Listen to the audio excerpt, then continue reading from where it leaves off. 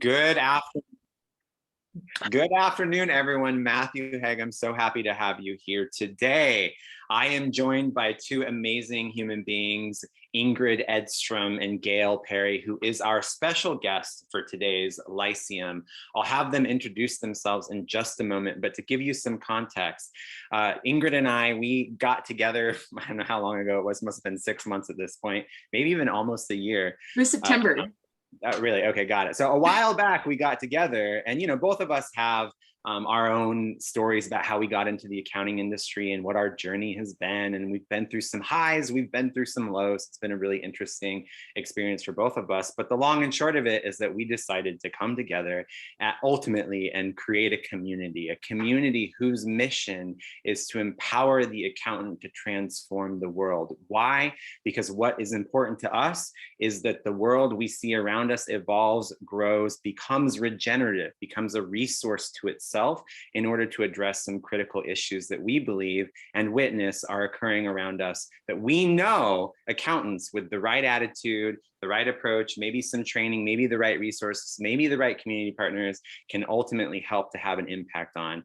So that's some context. So with that said, this is the first, or rather inaugural Lyceum event that we are hosting today as part of an ongoing series that you will see unfold as this community continues to build. If you are seeing this, it's because you've been invited to be a part of this community. You've either joined us on LinkedIn or our Facebook group or both groups, and hopefully you are subscribed to our newsletter so you can stay tuned on the journey as it unfolds.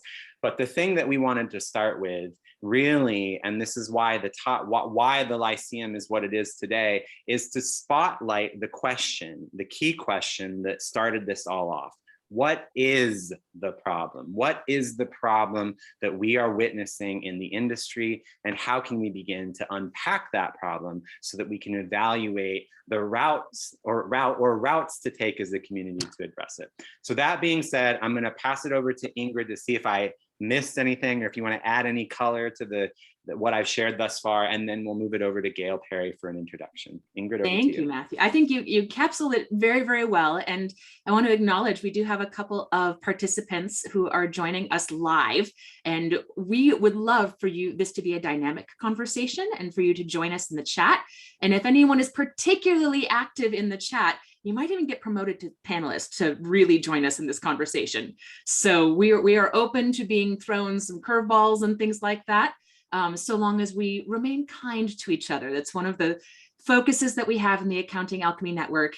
For anyone who hasn't yet read our communications framework, we really want these to be productive, solutions-focused discussions and not tearing each other down. So we're going to try to keep things positive and synergistic. And I guess when we get into the idea of what is the problem, we want to toss that question to our audience. And we hope that this conversation will be continued over the coming months and even years in the chat of this post on Facebook and LinkedIn, so that we can really curate ideas from this community of what are the problems that we're facing. So for me, the problem is, quite frankly, the socioeconomic, political, environmental shit show, pardon my French, that we're finding ourselves in our current day and age, and how we see that the accounting profession relates to some of those things. And that's some of what I want to unpack. But of course, what we see as the problem amidst all of that is personal to each of us. And the question is, what can each of us do in our daily lives and in our work to potentially shift our culture, both in the profession and overarching in the world, to be able to have the accounting profession become a vehicle for positive change in our world?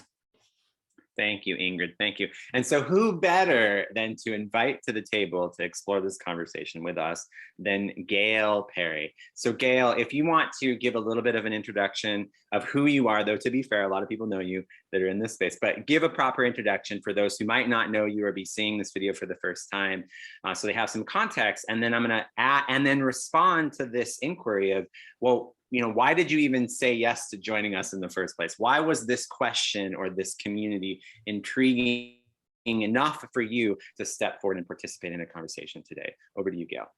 All right, thanks, Matthew. And thank you to both of you for inviting me to join you today. So I'm Gail Perry. I'm editor-in-chief of CPA Practice Advisor magazine / website, and have known both Ingrid and Matthew for many years.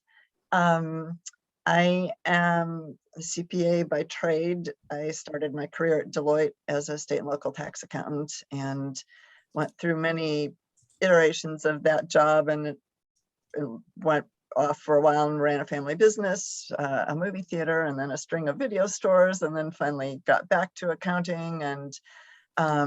And actually my degree, my bachelor's, is in journalism. So even though I went back to school and studied accounting and became a CPA, at the core was journalism background, and I found myself just being almost pushed into the area of writing because I get in firms where people really couldn't put what they needed to say in plain English, and I was able to do that, and that evolved into my writing many books in very plain English, books for dummies and books for idiots, as well as participation in a lot of other book series.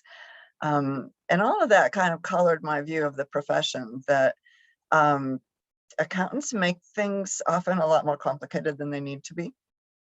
And once things are explained in plain English, it's a lot easier for our clients and the other people we talk to and work with to understand that it's not so hard.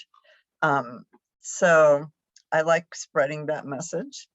In answer to your question, I was totally intrigued when the two of you approached me about participating in this. I don't know of anything else quite like this out there, other than there are a handful of people on Facebook who have the ability to post a question and then they get responses that go on for days. But it kind of depends on the question and who the followers are, and I think the state of the universe at the time the question is posted. But I think having a group like this that is more organic and has some potential to just, well, there'll be a record of things that are discussed, which I think is great, between this being recorded and the Facebook and LinkedIn pages, and the ability for people to just come on and post comments and share their ideas at any time, day or night, and have that become permanent record. I think that makes this very different from anything that is out there. Also, just the concept of thinking about what's happening in the profession, or what could happen with the members of the profession, is pretty exciting. So that's why I couldn't resist the invitation.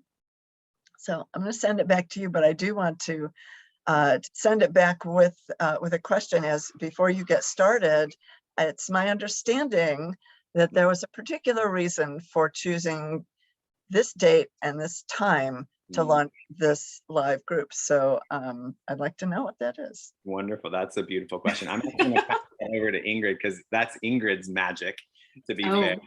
Ingrid, you want to share a little bit about what you're, and granted, this was something we both discussed. It's something that a framework of knowing that we're curious about and playing with. So do you want to give some context to why we chose the time we chose? Well, it's not so much the specific time, but one, it's after March 15th, which is very, very important, because Gail would not have been able to join us prior to March 15th. But we also chose today because it's a full moon, and full moons are really, really good for manifestations to come to fruition. So this first Lyceum is the fruits of some labor that Matthew and I have been putting in for a while now. And it seemed very fitting that that was coming together in the way that it was. Yeah, exactly. When I would go so far as to say that, and I didn't know this until last night as I was reflecting on that it was a full moon, that this moon in particular, I think it's called the worm moon, if I'm not mistaken. I don't know. Which is sort of symbolic of the beginning of spring and the initial rumblings of the earth and really the seeds that have been planted and or are about to be planted. And so there's sort of this like preparation for a new life is really what the metaphor is in my view. And I think that's really powerful, and it actually demonstrates an example of something that is a value that we have at the Accounting Alchemy Network, which is creating space for us to relate to the work that we do on a bigger level, on a larger scale. And what's poignant about that particular metaphor is a couple of things, but one in particular is that it's related to the earth. And I think that was a driving force for Ingrid and I in this conversation around really how are we as accountants being responsible stewards for the earth and all that it contains, and the role that we play in stewarding that thing in the work that we do. And so it's sort of an interesting entry point into the conversation. And so actually, if you don't mind, I'd like to now go back to the question. So the question was, what is the problem, or what are the problems? And we had a lovely conversation in preparation for this meeting.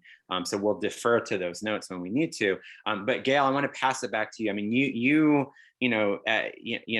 as a writer, as somebody that covers the industry, as somebody that's been in the industry for enough time to see trends that kind of come and go and how people respond, and you have a view or a lens that ranges from the solo practitioner all the way up to the bigger firms, and sort of the diversity of circumstances that the industry is facing. It certainly to ask the question, what is the problem, is a big question for such a large data set. But I'm just kind of curious, what comes up for you when you hear that question? What's sort of your first response to that inquiry? My first response to that is that there's not enough community. That you could ask anybody in the profession what their problems are, and they have individual problems. Maybe they have problems with their firm or their clients, but it's really their problems. And I think there's not enough opportunity for people to be sharing their problems with the group and trying to solve those problems, whether it's within their firm or within, in bigger firms have teams, so whether it's within their team, whether it's beyond the firm and in their broader group of friends and colleagues and people they deal with every day, family. I'm not sure that's, and certainly that's not the only problem, but the first thing I think of is that there's more community. I think I think the lack of community is causing a problem. I don't know if more community would solve it or if there's a different way to solve it, but that's my first feeling. Let's dig a little deeper, because I'm very curious about that. So when we talk about the lack of community and needing more community, where does that come from? Like what is the underlying cultural issue behind that? And I'm curious if it has something to do, and if it might be shifting. Historically, there's been a lot of competition in our field. And I feel like more recently, often through the development of networking groups, those kinds of things, people have developed a bit more of a collaborative mindset, or at least co-opetition mindset. And that might be shifting, this just recognizing that there is plenty of business out there for all of us. There are more businesses out there that need our help than we can help together. And especially right now, with so many people not joining the profession or leaving the profession, competition, lack of business is not a problem that many of us have. So how can we work together to create a rising tide that raises all ships and create the community that we're looking for? Yeah, that's a really good question. And I think people are going to solve that question individually, because it's probably different for everybody. But also, I do believe that the pandemic has made us all take a step back and look at what's more important in our lives. And I think that, whether we're, I was in a webinar earlier today where the concept came up again, which it does almost all the time now, the great resignation or the great reassessment or the great realignment or whatever you're going to call it. But the great taking a look at your life is kind of what's happening. And I think that makes the personal problems that anyone might have with their job or their clients or their life more front and center. I think we all were given a little taste of the fact that life can be shorter than we expected. And it makes it more important to make sure that you're doing what you want to do and that you're getting what you want out of what you're doing. And I'm kind of rambling here, but yeah, I think that's sort of what makes me think more about community in general. And I mean, I don't want to go it alone in life. I want people, whether it's, you know, people I live with or work with or just socialize with, whatever, you know, I think most people are reestablishing relationships and making them more solid and making themselves more important to each other. Beautiful. Thank you. Yeah. I mean, there's a couple of things that get brought up for me in terms of what you just shared, Gail. So thank you. First of all, I want to plant this seed now, Ingrid, in your mind, because I'd love to get your response to this in a moment. And Donnie, I see that you have a comment there. We'll acknowledge that in just a hair. But Ingrid, when Gail shares that, what comes to mind is the quote that you brought forward in the founding of this community, which is that culture eats strategy for breakfast, right? And I want to look at that because I think when you speak about the overarching problem, or maybe some key aspect of the problem is that there is a lack of community. Well, community implies that there's some sort of a shared value culture, set of beliefs, or some sort of an operating set of principles that guides that community. But it also implies that there's a structure around that facilitates communication and resource sharing and the management of some sort of agreements or expectations that gets sort of facilitated. And I think what I find very intriguing, as somebody who, I didn't get into this industry the traditional way. In fact, it was the opposite of that. And what's been very interesting for me is, on one hand, I feel like I've found my people like you two, right? Ingrid, Gail, Donnie in the chat, right? These are people that I really resonate with. On the flip side, I've also found it difficult when working on the ground with other practitioners or in relationship to the customer, whose perception of who an accountant is not what I am, right? That there's a conflict that occurs in one's ability to find people who actually are able to support you and encourage you and facilitate the outcomes that would otherwise occur as a result of having the systems in place for community. So I think you're really on to the right element there. Ingrid, curious, what's your response to Gail's commentary, particularly in the lens of the culture eats strategy for breakfast piece? And then I'd like to acknowledge Donnie's comment. Yeah, so I would have to Google who first said culture eats strategy for breakfast. That is not an original English. Drucker, I think is the. Was it? Okay. Yes, if I'm not mistaken. It's amazing to me how often, as accounting professionals, we are very strategy focused. We are often solutionists, trying to figure out, what is the thing that we can do to fix the problem. And very often we end up working to apply strategic band-aids to cultural problems, really focusing on the symptoms rather than the underlying causes. And it doesn't work very well to apply a strategic band-aid to a cultural problem, because culture will always end up winning out. So, giving more and more training to that team member who just isn't a fit is an example of a cultural issue that you can't apply a strategy solution to. If you don't have the right people in the right seats on the bus, and oftentimes, how did you build your bus? Do you have culture in mind within your company? Do you have a set of core values? Do you have vision, mission, purpose? And I feel like that really gets into Donnie's comments. So I'm going to toss it back to you, Matthew. Okay, great. Yeah. So Donnie, thank you for your comment. Donnie said, totally agree with Gail. We need to connect with our own passion and purpose, and then gather with others that share the same. That's exactly spot on. I mean, that's exactly why we decided to create the Accounting Alchemy Network, to be explicit about it. So thank you for that. So Gail, I'm curious, right?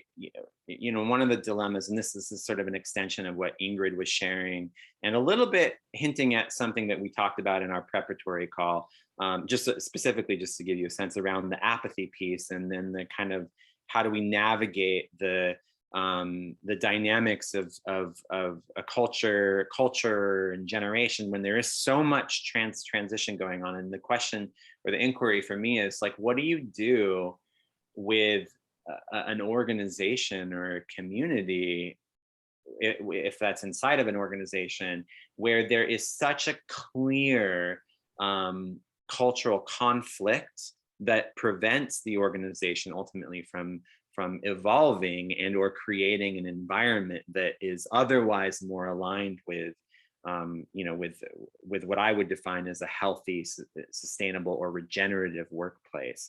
What is your take on that, Gail? I'd say that the three obvious answers are, or three obvious choices are, you leave that community, go find another community that is a better fit.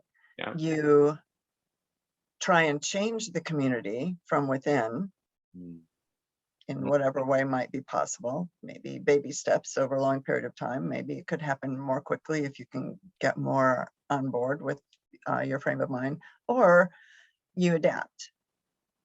And at least those are the obvious choices. I'm not sure there's not another choice. I'd have to think about that a little bit, but none of those choices are wrong, and any one of those choices is going to be good for different people. And in fact, I've been in situations where I've been in different situations where each of those choices was the right choice for me. In some cases, I want to be there badly enough, and I'm going to adapt. And I realize things can't change, but it's important for me, for whatever reason, to still be part of it. I've been in situations where I just, I'm going to leave because it's not a good fit for me. And I've been in situations, amazingly, not that difficult, where I've been able to change from within the organization. Within accounting firms, a decent sized accounting firm, I remember very clearly, after I left what was the Big Eight when I was there, but Big Four, Big Eight, went to a smaller firm. And by smaller, I mean, there were like 70 professionals or so, a regional firm. And the place was just a mess. I mean, there was no organization at all, and that drove me crazy. And I couldn't believe it didn't drive all of the other people crazy too, because we're accountants, right? And we kind of thrive on things being orderly. But honestly, during tax season, people would finish their returns and they would toss them into a pile. There was like this, it looked like it was ready for a bonfire. These are all the returns that are done. We'll just, file them later. And staff people would take, anytime a pile of tax documents came in the door, they would go in a file drawer chronologically. And as a staff person, if you're ready to prepare a new return, you would take the first return out of the drawer, no matter what it was, no matter what, business, farm, individual, estate, whatever's there, you just take the next one and do it. And there was no sense of, the same people who did the return last year, maybe you should do it this year, or maybe it should be the type of tax return that you have expertise in. And my examples are always going to be tax, because that's where I've been. But I sat down with the partner in charge after tax season and had a debrief. And I remember him saying, well, so how did you think tax season went? And I was like, well, do you really want to know? Because I've got some answers. And we spent hours. We were in a restaurant, and we kept asking for more paper napkins. I mean, we wrote out a plan, and he brought all those paper napkins back, and he gave them to one of his colleagues and said, this is what we need to implement. And it just got organized, so remarkably, it wasn't hard. But I was working with people who were open to, who recognized that maybe things could be better. Mhm. And they were open to suggestions. And I didn't have the absolute answer to everything, but once we started going down the path of it doesn't have to be this way, then that opened the door for, well, how could it be? And everybody was allowed to weigh in. Yeah, Got it. that's beautiful. And It that's was, exactly the kind of thing that we're working to create here, is taking some of these problems and questions and saying, what if it doesn't have to be this way? What would a better way look like? And brainstorming around those, having the discussions. And getting back to Matthew's question about apathy, what do we do when we encounter someone who's like, that's just the way that it's always been? And why change it? Like, why not just let it? For people who are resistant to change, how do we help to shift out of the apathy?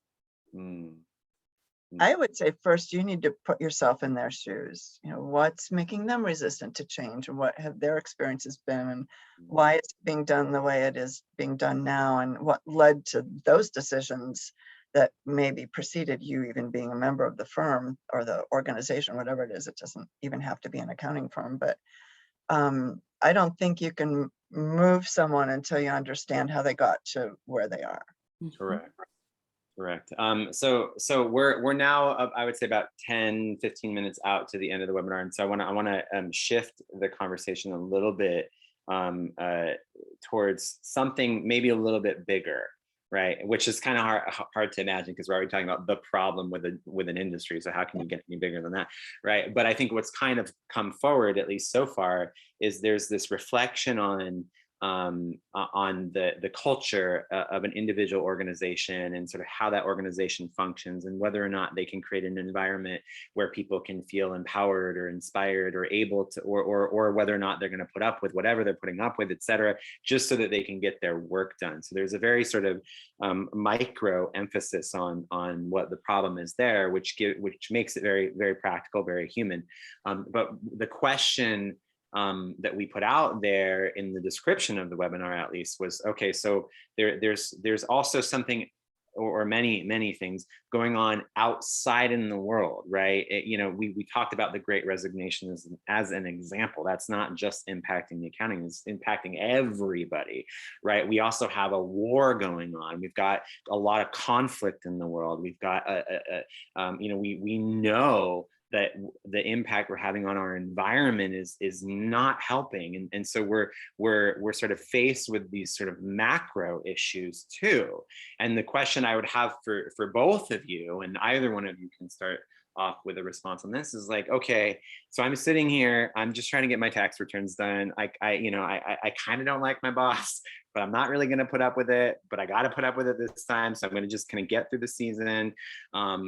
And I know I want something more, and I know that there's more possible for me, but also there's all this crazy stuff happening in the world. What is my relationship to that? What is my firm's relationship to that? How do I navigate the context of this larger scale world that I'm trying to like move through? That's the curiosity I'm having right now. Ingrid, why don't we start with you? Because I know that I know I know that you have a lot of thoughts on this, and I know that, for example, again, going back to when we started this conversation about building this community, one of the metaphors we looked at was the earth and how we take care of the earth. And that's when you introduced me to the term regenerative, which we then did a video on, and it's part of our sort of core language or vocabulary for this community. And so I maybe if you could spotlight that as an example, even of like how our profession could respond to just that piece of the equation, the environmental impact piece. Over to you, Ingrid. So you brought in a lot of pieces: the environmental, the war going on in the world, the Great Resignation, like all of those things.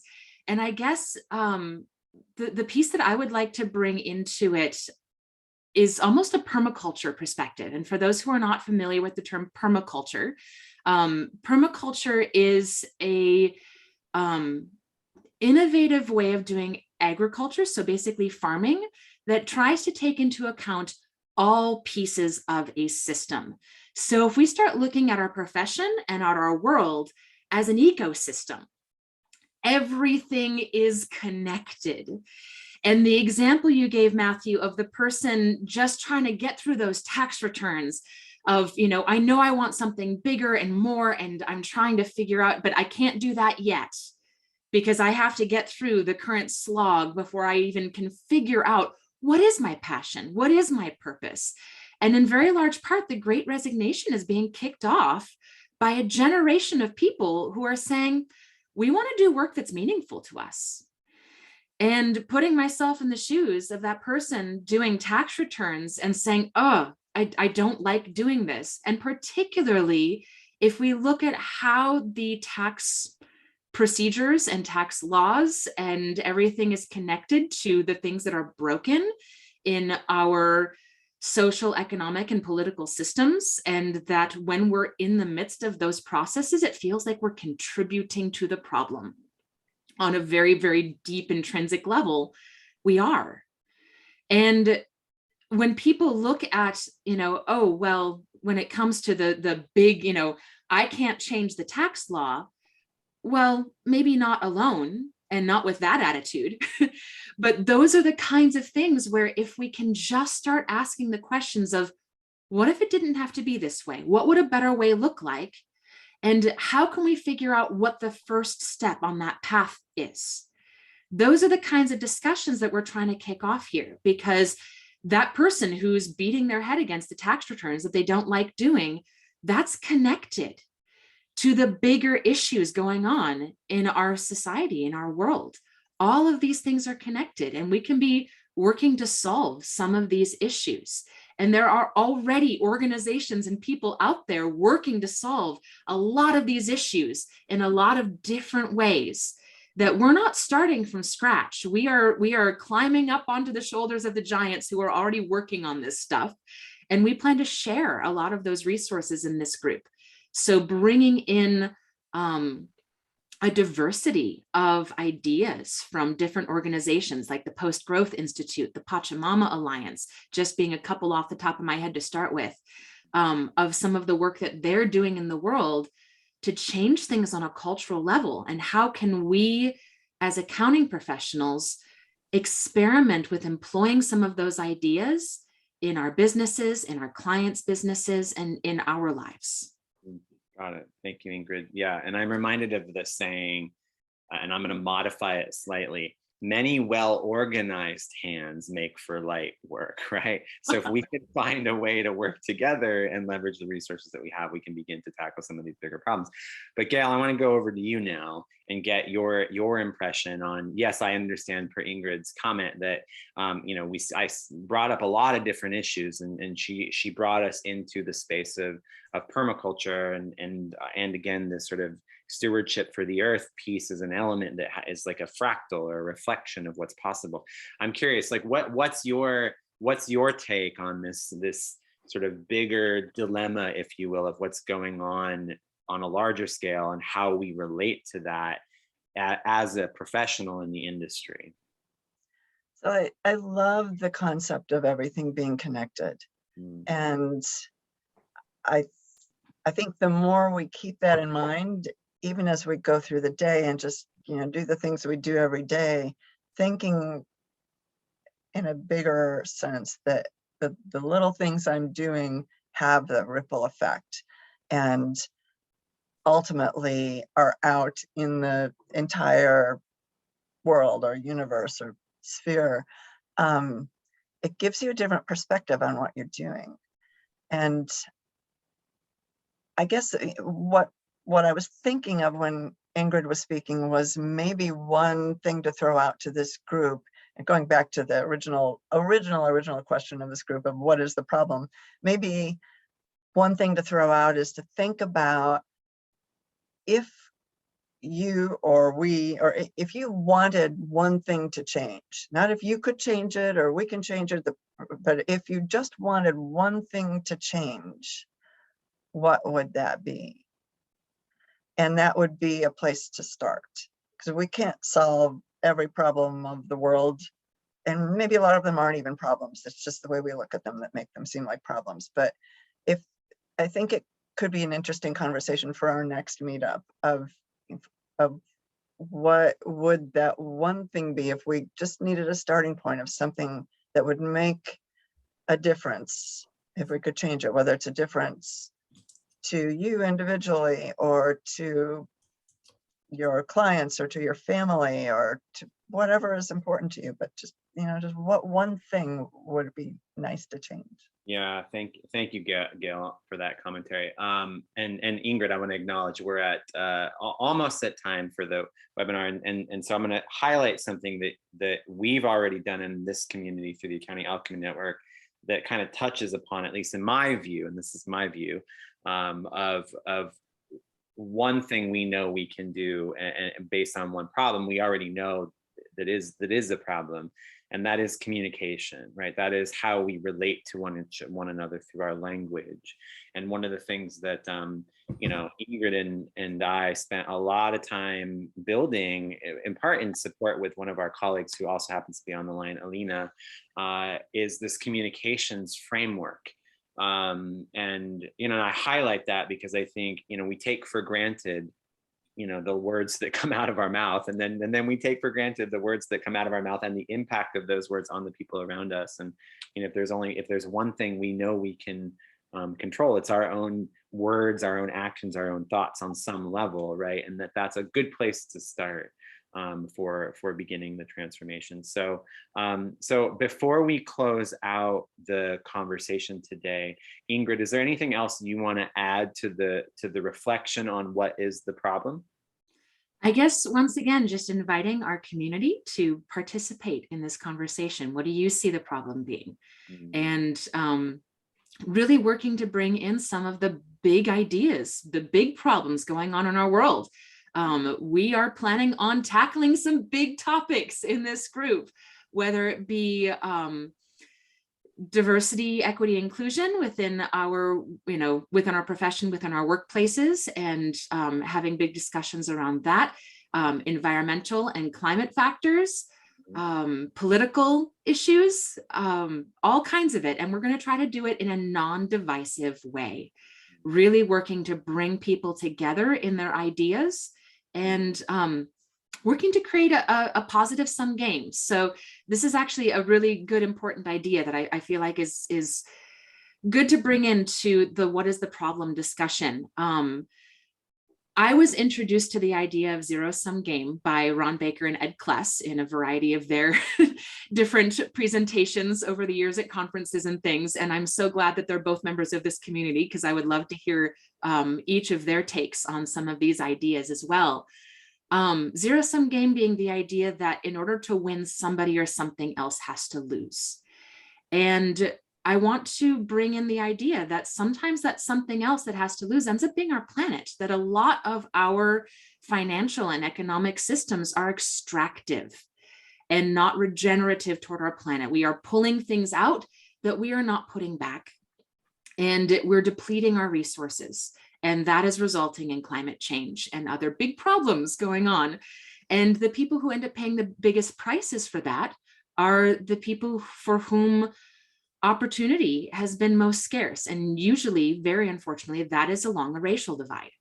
So really working to figure out how do we address some of those issues, and acknowledging that in order to address those, we need to shift to a positive sum game, which means creating win-win solutions whenever possible.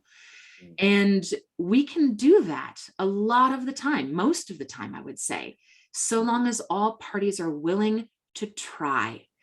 And in my experience, building win-win solutions is based in consensus conversations. And it's no mystery that consensus and consent have the same root. So really making sure that we are checking in with all stakeholders in a decision and trying to build more sociocratic conversations that actually serve everyone that is impacted by decisions, and getting the input of anybody who might be impacted. And what does that look like in practice in our culture? And trying to build that more effectively. And the more I've thought about it, the more I've seen that zero-sum game thinking really is at the root of most of our limiting beliefs as humans.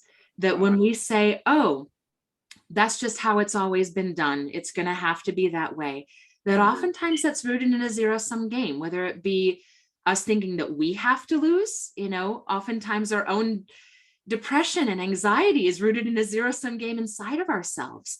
Right. How can we address that and support each other through healing that divide within ourselves, within our communities, and with our world as a whole? Got it. Thank you, Ingrid. Gail, any and that was very profound, a lot of juicy stuff in there.